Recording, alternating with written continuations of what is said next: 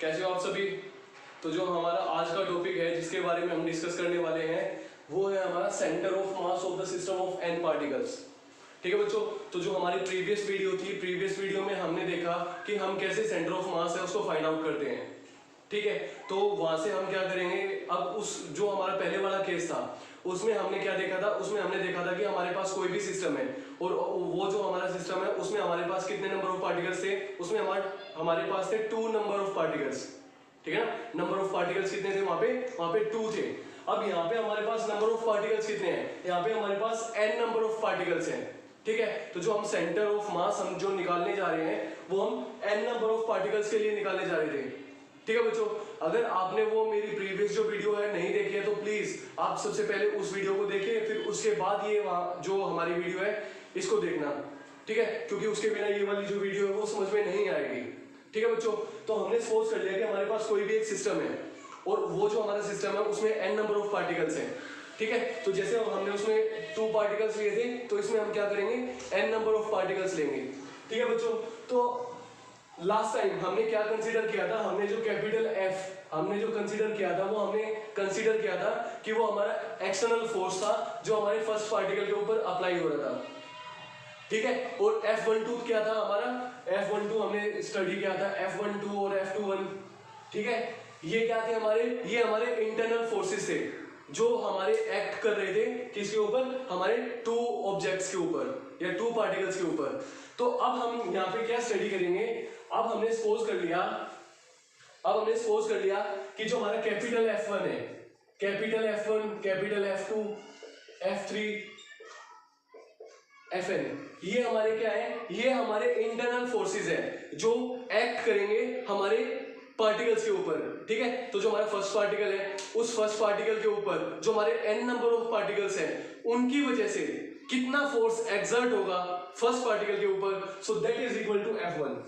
ठीक है बच्चों, ऐसे हमारा F2 है, F2 हमारा क्या है, F2 हमारा वो टोटल इंटरनल फोर्स है जो सारे के सारे पार्टिकल्स मिलके एक्सर्ट करेंगे, किसके ऊपर एक्सर्ट करेंगे, हमारे सेकंड पार्टिकल के ऊपर। ऐसे ही हमारा F3 होगा और ऐसे ही हमारे Fn होंगे। ठीक है बच्चों, तो हमने सपोज कर लिया कि जो हमारा स्मॉल F1 है, F2, F3, Fn, ये क्या हमारे, ये हमारे एक्सटर्नल फोर्सेस हैं। ठीक है, तो जो हमारा स्मॉल F1 है वो क्या है, वो हमारा फोर्स है, वो कौन सा फोर्स है, वो एक्सटर्नल फोर्स है जो एक्ट करेगा फर्स्ट पार्टिकल के ऊपर। ऐसे ही हमारा F2 है, F2 हमारा क्या है, F2 हमारा सेकंड फोर्स है, एक्सटर्नल फोर्स है जो एक्ट करेगा, किसके ऊपर एक्ट करेगा, जो हमारा सेकंड नंबर ऑफ पार्टिकल है उसके ऊपर। ठीक है बच्चों, और लास्ट टाइम हमने स्टडी किया था कि जो हमारा F12 था वो किसके इक्वल था, नेगेटिव ऑफ F21 के इक्वल था। ठीक है, तो वो क्या कर रहे थे, वो एक दूसरे के इफेक्ट को क्या कर रहे थे, वो काउंटर बैलेंस कर रहे थे। ठीक है, तो ऐसे ही जो हमारा सम होगा F1 plus F2 plus F3 plus Fn, तो ये किसके इक्वल होगा, ये 0 के इक्वल होगा। क्यों होगा, क्योंकि जो हमारे इंटरनल फोर्सेस हैं जो एक्ट करेंगे किसी भी पार्टिकल के ऊपर, तो जो उनका एवरेज होगा ना वो हमारा किसके इक्वल होगा, वो 0 के इक्वल होगा। तो इसी वजह से हमने क्या किया, इसी वजह से हमने इसको किसके इक्वल लिख दिया, वो हमारा 0 के इक्वल आ जाएगा। और जो हमारे फोर्सेस होंगे F1, F2 plus F3 plus Fn, ठीक है, तो ये किसके इक्वल होंगे, ये हमारे F एक्सटर्नल के इक्वल होंगे। क्यों होंगे, क्योंकि हमारा F1 क्या है, F1 हमारा एक्सटर्नल फोर्स है जो किसके ऊपर एक्ट करेगा, वो हमारा फर्स्ट पार्टिकल के ऊपर एक्ट करेगा। ऐसे ही हमारा क्या है, F2 है, F2 हमारा क्या है, F2 हमारा सेकंड फोर्स है, एक्सटर्नल फोर्स जो एक्ट करेगा सेकंड पार्टिकल के ऊपर। ठीक है बच्चों, तो ये जो इनका टोटल सम होगा ना वो किसके इक्वल होगा, वो एक्सटर्नल फोर्स के इक्वल होगा, टोटल एक्सटर्नल फोर्स के इक्वल होगा। ठीक है बच्चों, और लास्ट टाइम हमने क्या स्टडी किया था, लास्ट टाइम हमने देखा था कि जो हमारी वेलोसिटी थी वो किसके इक्वल होती थी, वो इक्वल होती थी dr बाय dt के इक्वल होती थी। ठीक है, और जो हमारी एक्सेलरेशन होती थी वो किसके इक्वल होती थी, वो होती थी हमारी dv बाय dt के इक्वल होती थी। ठीक है, और हमें पता था according to Newton's second law of motion जो हमारा फोर्स होता है, जो हमारा टोटल फोर्स होता है वो किसके इक्वल होता है, that is equal to mass into acceleration. ठीक है बच्चों, तो अब ये देखो कि अब है ना हम क्या करेंगे, अब हम टोटल फोर्स फाइंड आउट करेंगे कि जो हमारा फर्स्ट पार्टिकल है उसके ऊपर टोटल फोर्स कितना एक्ट करेगा। According to the Newton second law of motion. ठीक है बच्चों, तो अब जो हमारा फर्स्ट पार्टिकल है, अब हम क्या फाइंड आउट करेंगे, टोटल फोर्स। ठीक है, किसके ऊपर, फर्स्ट पार्टिकल के ऊपर। देखो फर्स्ट पार्टिकल के ऊपर हमारा F1 फोर्स भी है और फर्स्ट पार्टिकल के ऊपर हमारा स्मॉल f1 फोर्स भी है। तो हम क्या करेंगे, तो ये हमारा क्या हो जाएगा, ये हमारा टोटल फोर्स हो जाएगा जो हमारा फर्स्ट पार्टिकल के ऊपर एक्ट करेगा। तो ये किसके इक्वल हो जाएगा, F1 प्लस स्मॉल f1। अब हमारा फोर्स क्या होता है, हमारी वेक्टर क्वांटिटी होती है और वो किसके इक्वल होता है, वो इक्वल होता है mass into velocity, sorry mass into acceleration. ठीक है, ये किसके इक्वल होता है, ये हमारा मास इनटू एक्सेलरेशन के इक्वल होता है। अब जो हमारा फर्स्ट पार्टिकल है उसका मास कितना है, वो m1 के इक्वल है। ठीक है, और जो हमारी एक्सेलरेशन होगी फर्स्ट पार्टिकल की वो कितनी होगी, वो a1 होगी, क्योंकि हमारे जो प्रोडक्ट है इन दोनों का वो हमारी वेक्टर क्वांटिटी है, तो ये भी क्या होगी, ये भी हमारी वेक्टर क्वांटिटी होगी। ठीक है, तो ऐसे हम क्या करेंगे, ऐसे हम सेकंड जो हमारा पार्टिकल है उसके ऊपर हम टोटल फोर्स कैलकुलेट करेंगे, तो वो किसके इक्वल होगा, that will be equal to F2 plus small f2, so it will be equal to m2 into a2 vector. ठीक है बच्चों, तो ऐसे हम n नंबर ऑफ पार्टिकल्स है उनके लिए टोटल फोर्स है वो कैलकुलेट कर लेंगे। ठीक है बच्चों, तो अब हम यहाँ पे क्या करेंगे, हमारे पास जितने भी नंबर ऑफ पार्टिकल्स है ना, हम क्या कर देंगे, वो टोटल उनको ऐड कर देंगे।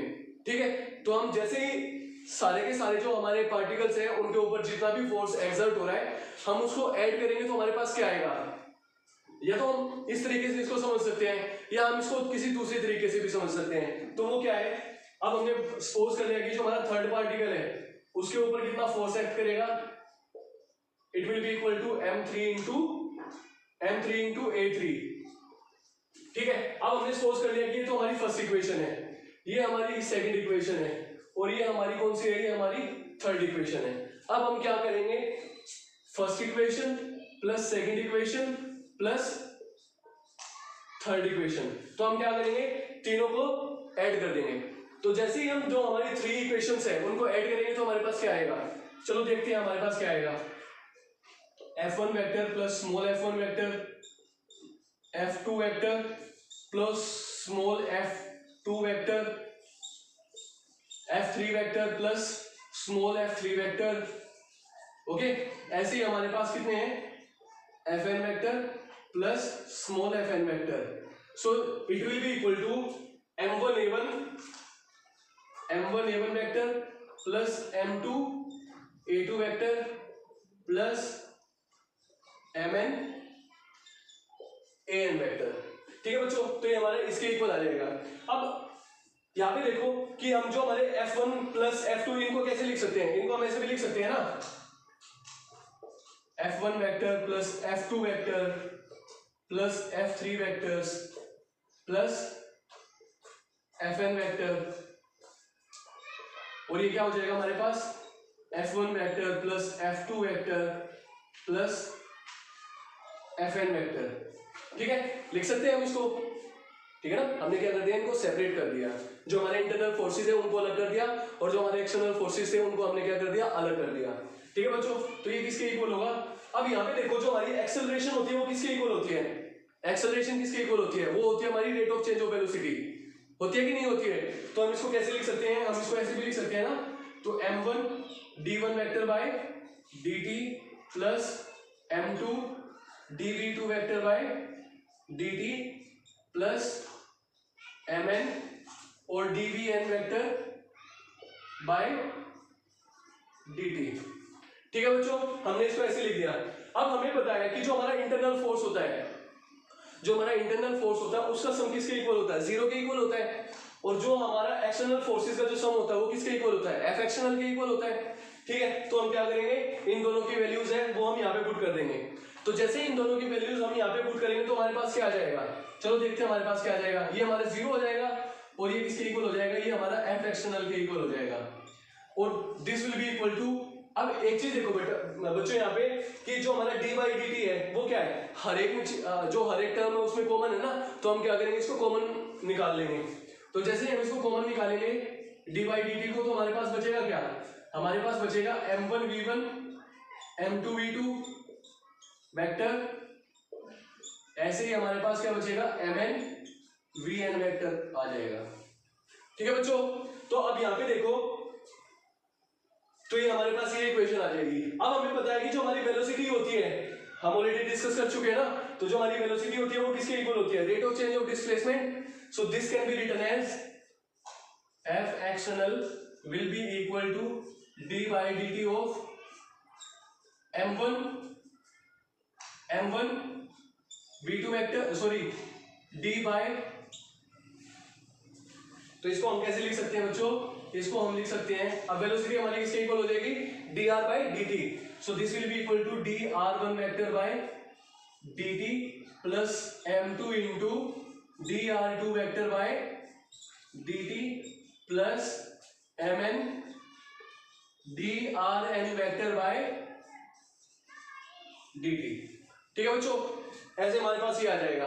अब यहाँ पे ध्यान से देखो कि दोबारा d बाई dt कॉमन है कि नहीं है, तो हम क्या करेंगे, इस बार भी d बाई dt को क्या कर लेंगे, कॉमन आउट कर लेंगे।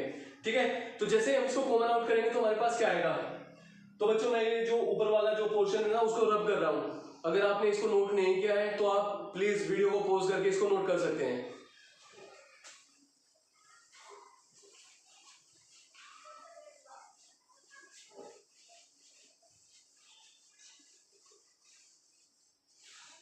तो जैसे बच्चों हम इसको कॉमन लेंगे तो हमारे पास क्या आ जाएगा, तो हमारा जो एफ एक्सटर्नल है ना वो किसके इक्वल आ जाएगा, so it will be equal to, अब देखो इसमें D by D T common आ जाएगा, तो मैंने कल जो प्रीवियस वीडियो है उसमें मैंने बताया था कि डी बाई डी टी क्या है, डिफरेंशिएशन है, जो अंदर वाली टर्म है उसका डिफरेंशिएशन है। ठीक है, अब जब हम एक बार डिफरेंशिएशन वाली जो टर्म है उसको बाहर निकालेंगे तो क्या हो जाएगा, डबल डिफरेंशिएशन हो जाएगा ना। तो डबल डिफरेंशिएशन को हम कैसे लिखते हैं, डबल डिफरेंशिएशन को लिखते हैं हम d square by d t square, तो ये किसके इक्वल आ जाएगा, so it will be equal to m1 r1 vector plus m2 r2 vector plus mn rn vector. ठीक है बच्चों, ये इसके इक्वल आ जाएगा। ठीक है, अब हम क्या करेंगे, अब हम इसमें क्या करेंगे, m1 m2 plus m3 plus mn, इसको हम मल्टीप्लाई कर देंगे और इसी को हम क्या कर देंगे, डिवाइड कर देंगे। तो जैसे हम इसको मल्टीप्लाई करेंगे और डिवाइड करेंगे तो हमारे पास क्या आ जाएगा, चलो देखते हैं हमारे पास क्या आएगा। तो जो हमारा एफ एक्सटर्नल है वो किसके इक्वल आ जाएगा, it will be equal to m1 m2 plus m3 plus mn into m1 r1 vector m2 r2 vector plus mn rn vector divided by m1 plus m2 plus mn। ठीक है बच्चों, हमारे पास ये आ जाएगा। अब एक चीज देखो, ये यहाँ पे क्या है, D square by d t square भी है। ठीक है, अब हम इसको भूल गए थे। तो अब एक चीज देखो बच्चों, तो जो हमारे पास जो हमारा फोर्स होता है according to Newton's second law of motion, वो किसके इक्वल होता है, मास इनटू एक्सेलरेशन के इक्वल होता है। और एक्सेलरेशन किसके इक्वल होती है, एक्सेलरेशन होती है dv बाई dt के इक्वल होती है। और वेलोसिटी किसके इक्वल होती है, dr बाई dt ना, तो ये किसके इक्वल हो जाएगी, m dr by d square r by dt square. ठीक है, इसके इक्वल हो जाएगी। तो अब ये क्या हमारा, ये हमारा टोटल एक्सटर्नल फोर्स है, ये क्या हमारा, ये हमारा टोटल एक्सटर्नल फोर्स है। अब हम क्या करेंगे, इन दोनों इक्वेशंस है ना, इनको कंपेयर करेंगे। ठीक है, क्या करेंगे, दोनों इक्वेशंस को कंपेयर करेंगे। तो जैसे हम दोनों इक्वेशंस को कंपेयर करेंगे तो हमारे पास क्या आ जाएगा, तो ये हमारी क्या आ जाएगी, ये हमारी क्या आ जाएगी, ये हमारी रेडियस है या ये हमारा पोजीशन वेक्टर है, किसका, सेंटर ऑफ मास का। ठीक है बच्चों, तो ये क्या हो जाएगा, ये हमारा आरसीएम हो जाएगा। ठीक है, तो ये क्या हो जाएगा हमारा, ये हमारा आरसीएम है। तो आरसीएम हमारा क्या है, आरसीएम हमारा पोजीशन वेक्टर है। किसके लिए पोजीशन वेक्टर है, सेंटर ऑफ मास के लिए पोजीशन वेक्टर है। ठीक है बच्चों, तो जैसे हम इन दोनों इक्वेशंस को कंपेयर करेंगे, तो जो हमारी ये वाली इक्वेशन है और जो हमारी ये इक्वेशन है, तो जैसे हम इन दोनों इक्वेशंस को कंपेयर करेंगे तो ये वैल्यू किसके इक्वल हमें दिखाई देगी, ये हमें आरसीएम के दिखाई देगी। ठीक है, आरसीएम के इक्वल दिखाई देगी। और आरसीएम हमारा क्या है, ये हमारी पोजीशन है, किसकी है, सेंटर ऑफ मास के लिए हमारी पोजीशन आ जाएगी। ठीक है, तो आफ्टर कंपेयरिंग,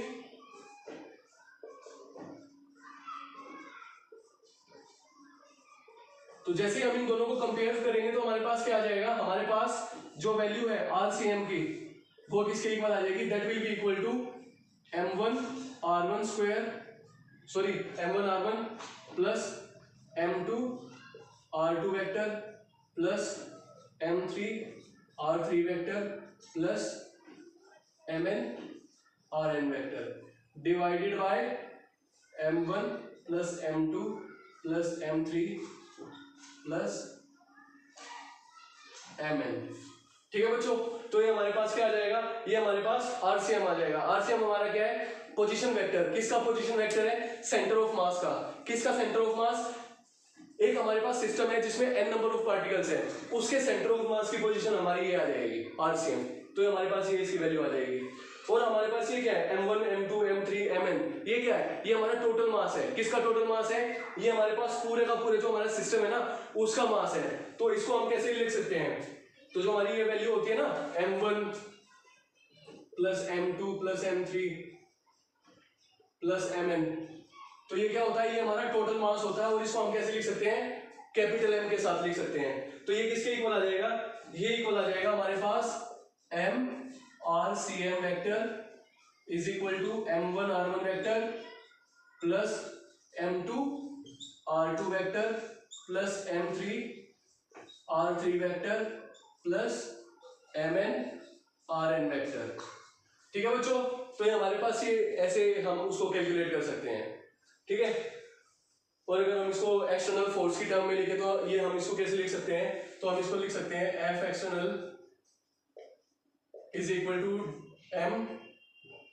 ठीक है ना, ये यहाँ पे देखो, ये जो हमारी इक्वेशन है, ठीक है ना, ये क्या हो गया, हमारा टोटल मास हो गया। क्या हो गया, ये हमारा टोटल मास, और टोटल मास को हम कैपिटल M से रिप्रेजेंट करते हैं। ठीक है, तो ये क्या हो जाएगा हमारा capital M d square by dt square of RCM vector.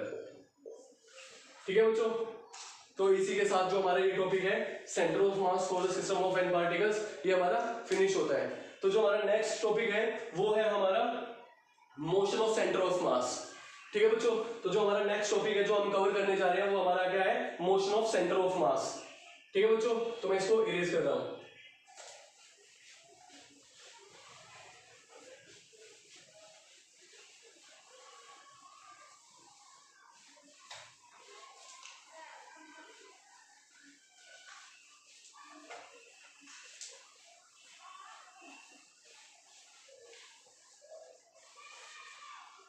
तो जो हमारा नेक्स्ट टॉपिक है जो हम कवर करने वाले हैं वो है हमारा मोशन ऑफ सेंटर ऑफ मास।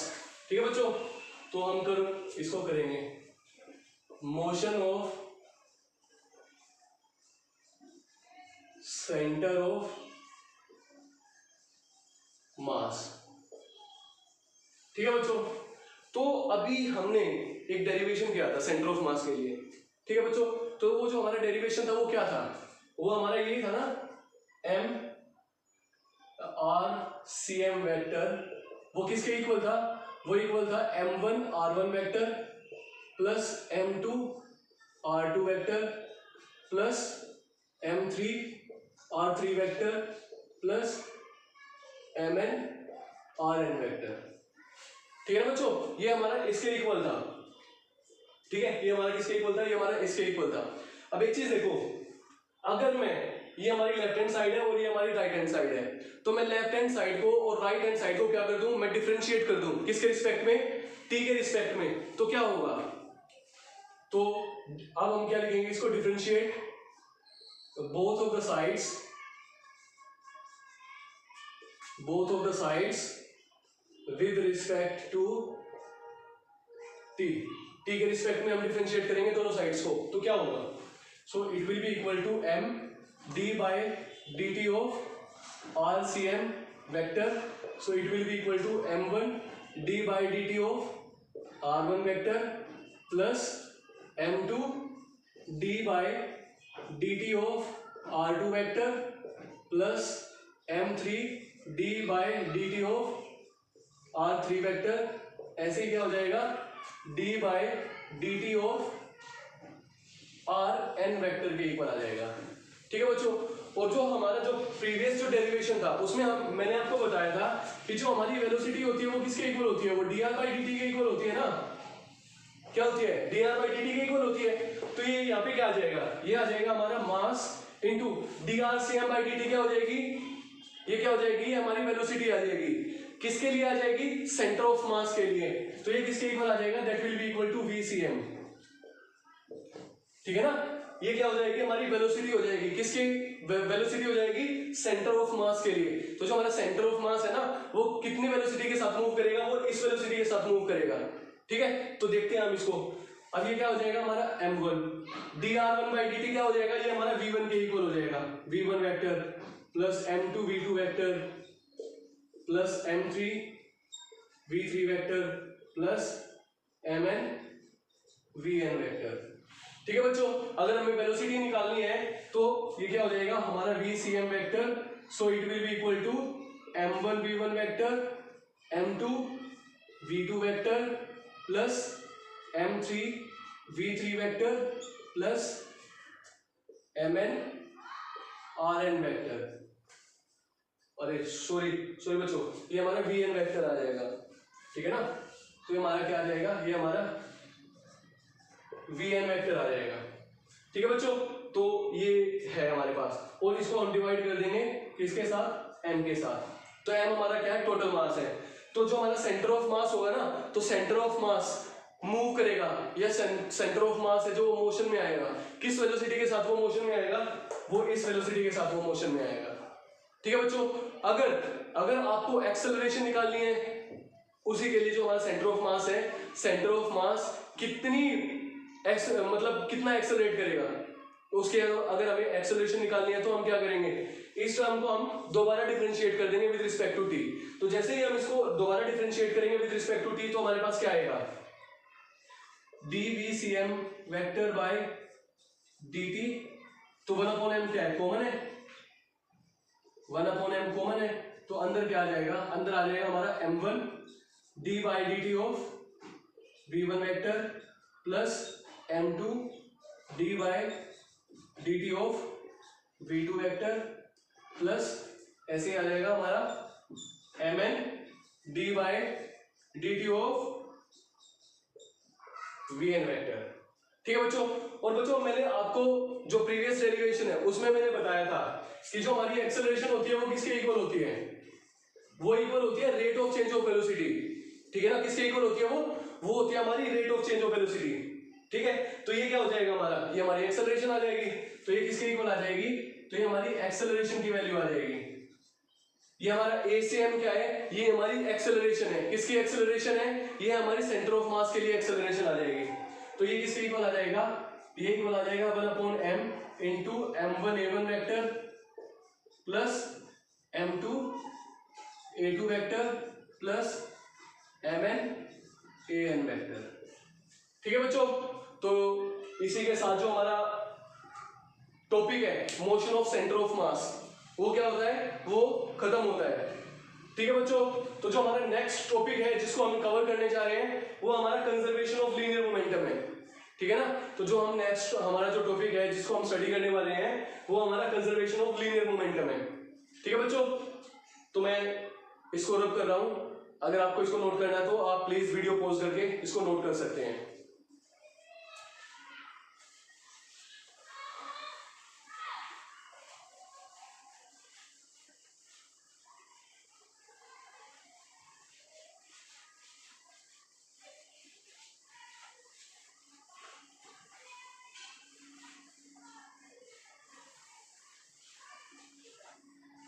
ठीक है बच्चों, कंजर्वेशन ऑफ लीनियर मोमेंटम। ठीक है, हम इसके लिए डेरिवेशन करने जा रहे हैं। तो जो हमारा कंजर्वेशन ऑफ लीनियर मोमेंटम होता है वो क्या होता है,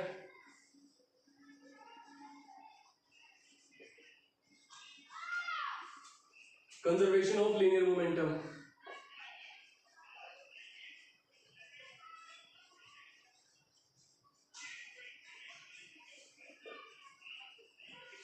ठीक है बच्चों, तो जैसे हमारा कंजर्वेशन ऑफ वेलोसिटी एनर्जी होता है, law of conservation of energy, इसमें क्या होती है, energy can neither be created nor be destroyed, energy will remain constant. तो ऐसे ही क्या होता है, जो हमारा मोमेंटम होता है ना, according to law of conservation of momentum, तो जो हमारी टोटल मोमेंटम होती है ना किसी भी सिस्टम की, ठीक है, वो क्या होती है, वो कांस्टेंट रहती है हमेशा।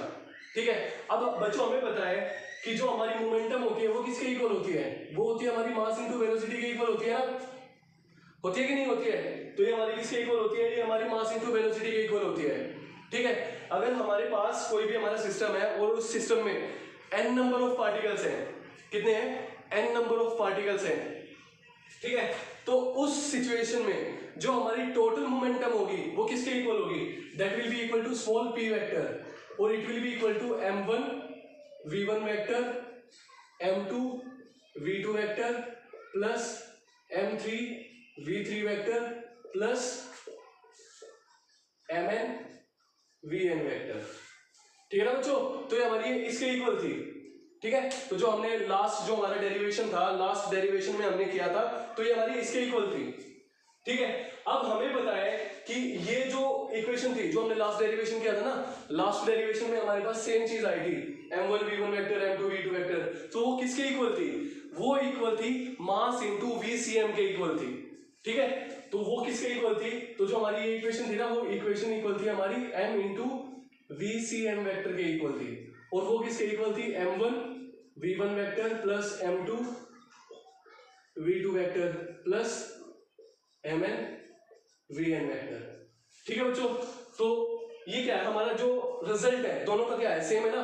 तो हम क्या करेंगे, जो हमारी फर्स्ट इक्वेशन है ये हमने सपोज कर लिया हमारी फर्स्ट इक्वेशन है, और ये हमारी क्या है, ये हमारी सेकंड इक्वेशन है। तो हम क्या करेंगे, दोनों को कंपेयर कर देंगे। तो जैसे हम दोनों को कंपेयर करेंगे तो हमारे पास क्या आ जाएगा, हमारे पास आएगा जो हमारा p वेक्टर है वो किसके इक्वल आ जाएगा, m इंटू vcm वेक्टर के इक्वल आ जाएगा। ठीक है बच्चों, तो हमारा ये इसके इक्वल आ जाएगा। तो अब हम क्या करेंगे, अब हम इसको क्या करेंगे, हम इसको डिफरेंशिएट कर देंगे, किसके रिस्पेक्ट में, हम t के रिस्पेक्ट में हम इसको क्या करेंगे, डिफरेंशिएट कर देंगे। तो जैसे हम इसको t के रिस्पेक्ट में डिफरेंशिएट करेंगे तो हमारे पास क्या आ जाएगा, तो हमारे पास आ जाएगा dp वेक्टर बाय dt, और ये किसके इक्वल आ जाएगा, mass into dvcm vector by dt। अब बच्चों हमारा dv बाई dt क्या है, rate of change of velocity, वो किसके इक्वल होती है, वो एक्सेलरेशन के इक्वल होती है ना। तो ये किसके इक्वल आ जाएगा, ये इक्वल आ जाएगा मास into acceleration of centre of मास। ठीक है, इसके इक्वल आ जाएगा। और बच्चों जो हमारा प्रीवियस जो डेरिवेशन था, जो हमने सेंटर ऑफ मास के लिए जो हमने डेरिवेशन निकाला था, मोशन ऑफ सेंटर ऑफ मास के लिए, तो और वो क्या था हमारा MACM, ये किसके इक्वल था, ये इक्वल था हमारा F एक्सटर्नल के इक्वल था। ये किसके इक्वल था, ये हमारा टोटल जो हमारा एक्सटर्नल फोर्स है ना, वो इसके इक्वल था। ठीक है, तो जो हमारा F एक्सटर्नल है वो किसके इक्वल आ जाएगा, वो इक्वल आ जाएगा dp वेक्टर बाय dt के इक्वल आ जाएगा।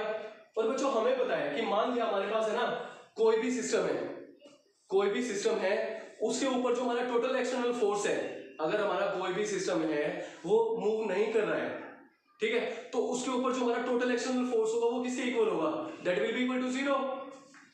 ठीक है ना, तो जो हमारा F एक्सटर्नल होता है वो किसके इक्वल होगा, वो हमारा 0 के इक्वल होगा। ठीक है, अगर ये 0 के इक्वल है तो जो हमारा dp बाई dt है वो क्या है, वो भी 0 के इक्वल है। इसका मतलब क्या है, कांस्टेंट है। और हमें प्रूव क्या करना था, हमें यही तो प्रूव करना था ना कि जो हमारी rate of change of momentum होती है वो किसके इक्वल होती है, वो 0 के इक्वल होती है या कांस्टेंट होती है, या जो हमारी टोटल मोमेंटम होती है किसी भी सिस्टम की वो किसके इक्वल होती है, वो 0 के इक्वल होती है। ये हमें प्रूव करना था कि जो हमारी मोमेंटम है वो किसके इक्वल आ जाएगी, वो 0 के इक्वल आ जाएगी। जो मोमेंटम हमारी पहले थी वही मोमेंटम हमारी क्या है, वो हमारी बाद में मोमेंटम है। ठीक है, तो ये हमारा क्या होता है, ये हमारा प्रूव होता है। क्या प्रूव है ये हमारा, ये जो कंजर्वेशन ऑफ लीनियर मोमेंटम है इसका प्रूफ है। ठीक है बच्चों, तो अब हम इसके बाद क्या फाइंड आउट करेंगे, इसके बाद हम फाइंड आउट करेंगे रिलेशन, किस किस के बीच का रिलेशन फाइंड आउट करेंगे, हम रिलेशन फाइंड आउट करेंगे जो लीनियर वेलोसिटी है और जो हमारी एंगुलर वेलोसिटी है उसके बीच का रिलेशन हम फाइंड आउट करेंगे। ठीक है बच्चों, तो हम उसके बीच का रिलेशन फाइंड आउट करने जा रहे हैं। तो उसके लिए मुझे क्या करना पड़ेगा, इसको रब करना पड़ेगा। ठीक है,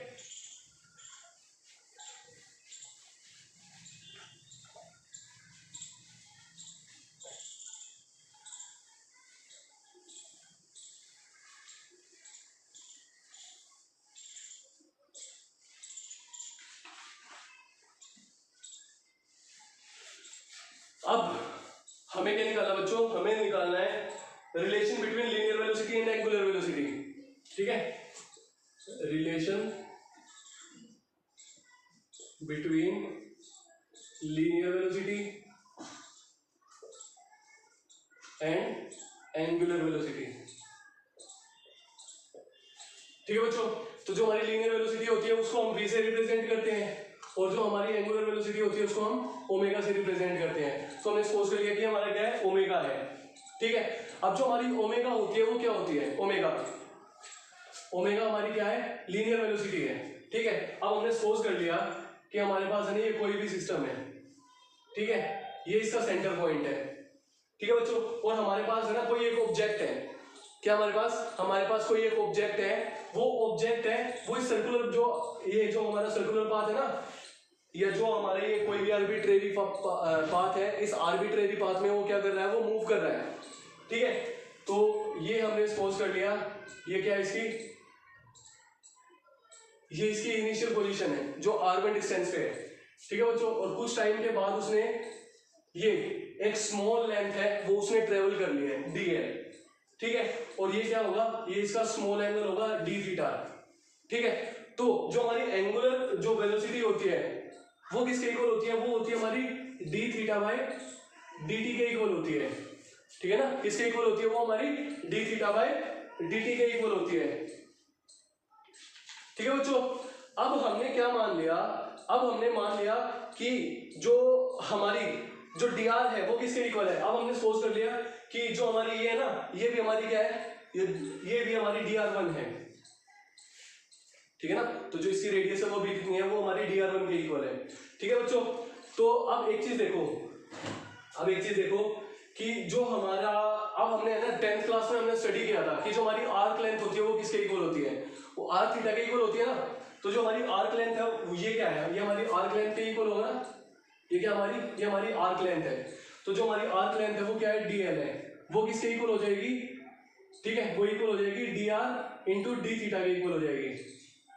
या एक काम करो, जो हमारे एंगल है ना वो हमारा थीटा के इक्वल हमने सपोज कर लिया कि वो हमारा थीटा के इक्वल है, ठीक है ना। जो हमारा एंगल है वो किसके इक्वल है, वो हमने सपोज कर लिया कि वो, या एक काम करो, चलो ठीक है, ये हमारा डी थीटा है और जो हमारी रेडियस है ना वो हमारी r1 है, ठीक है, ये मान लो, हम ये मान लेंगे, ठीक है बच्चों। तो ये किसके इक्वल हो जाएगी, ओमेगा हमारा किसके इक्वल हो जाएगा, एक मिनट, जो हमारी आर्क लेंथ है, आर्क लेंथ हमारी क्या है, dl है।